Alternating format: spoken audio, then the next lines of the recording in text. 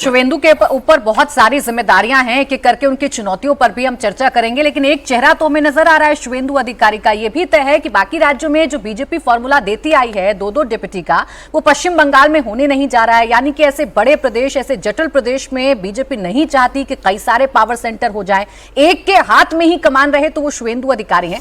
लेकिन देवेंद्र, ये मैं आपसे जानना चाह रही हूं कि हमें ये तो पता है मुख्यमंत्री के तौर पर शुवेंदु अधिकारी शपथ ले रहे हैं, क्या कोई मंत्रिमंडल को लेकर भी चर्चा है? क्या आज मंत्री भी शपथ ले सकते हैं? कोई संभावित नाम सामने आ रहे हैं क्या?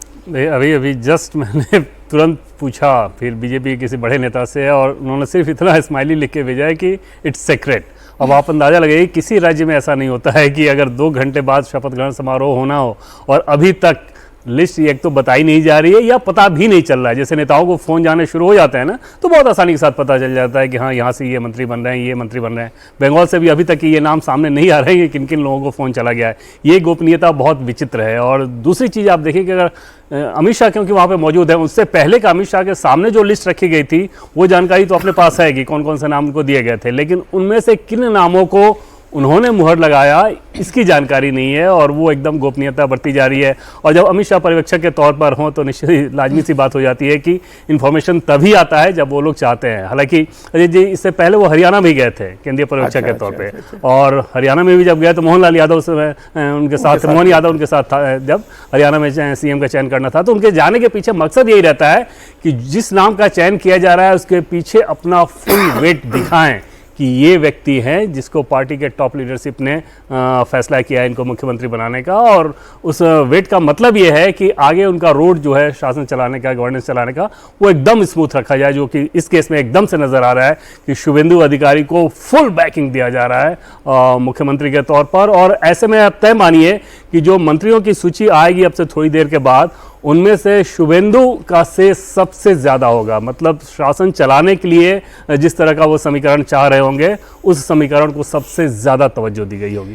तो हम फिर शुवेंदु अधिकारी के जो क्लोज हैं, जिनके साथ उनकी केमिस्ट्री अच्छी है, उसी पर बात कर लेते हैं। दत्ता जी, आप तो पश्चिम बंगाल की राजनीति बहुत गहरे तक समझते हैं।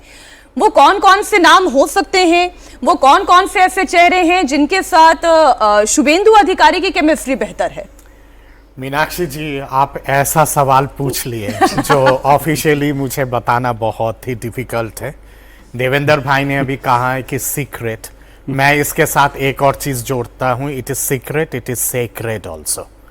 तो थोड़ा सा इंतजार कीजिएगा, आपको पता चल जाएगा स्पीकर भी कौन है, होम मिनिस्टर बंगाल का कौन होंगे, और शुवेंदु जी के कैबिनेट पे कौन कौन होंगे।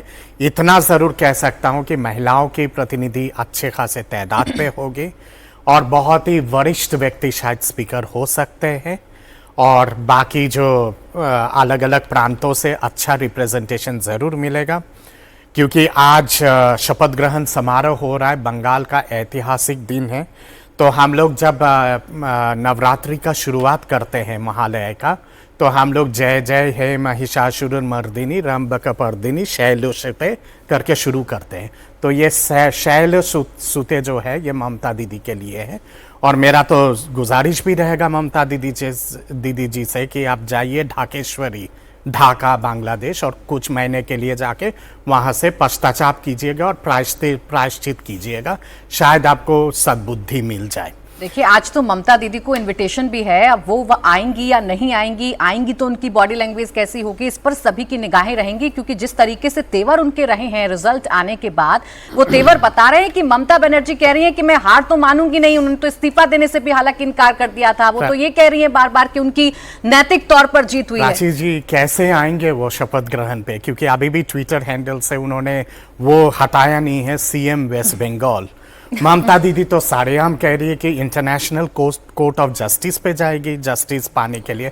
मैं तो कहूँगा कि इंटरनेशनल कोर्ट ऑफ जस्टिस क्यों दीदी, आप बांग्लादेश सुप्रीम कोर्ट जाइए ढाका, और वहाँ पे जाके भी गुहार लगाइएगा जस्टिस के लिए। और जितना भी आप करें और किस तरह का भी नौटंकी आप करें, आपका ये नौटंकी अब और चलने वाला नहीं है। बंगाल के जनता ने आशोल परिवर्तन किया है, और आशोल परिवर्तन में आपका जो नैया है ना, वो तरी पार हो गया है। मुर्शिदाबाद के उस साइड पे पद्मा नदी पे जाके बह गया है।